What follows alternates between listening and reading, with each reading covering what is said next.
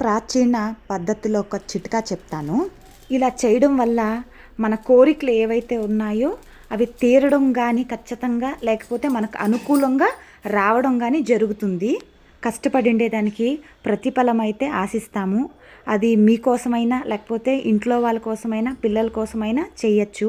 ఇది ఎలా చేయడం అంటే, తెల్లవారితో స్నానం చేసుకొని బ్రహ్మముహూర్తంలో అయినా, లేకపోతే ఈవినింగ్ టైం అంటే ప్రాచీన కాలం అంటారు కదా, ఈవినింగ్ 6 తర్వాత ఈ నేతితో ఈ దీపం వెలిగించుకోవాలి.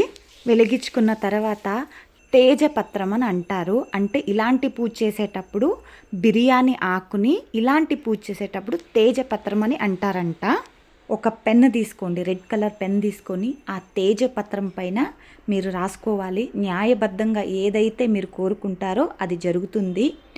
జాబ్ పర్పస్ కానీ, లేకపోతే మీకు మనీ రావాల్సి ఉంటే మనీ కానీ, ఇంట్లో గొడవలు కానీ, లేదు పెళ్లి విషయం కానీ, ఏదైనా కానీ మీరు 2 చేతులతో ఆ పత్రాన్ని పట్టుకొని ఇక్కడ కనిపించే మంత్రాన్ని 21 సారైనా, 27 సార్లైనా, 108 సార్లైనా జపించాలి.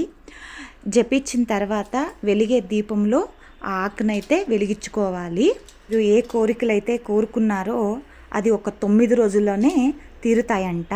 కోరికలు తీరాలంటే మీకు నమ్మకము, న్యాయబద్ధమైన కోరికలై ఉండాలి.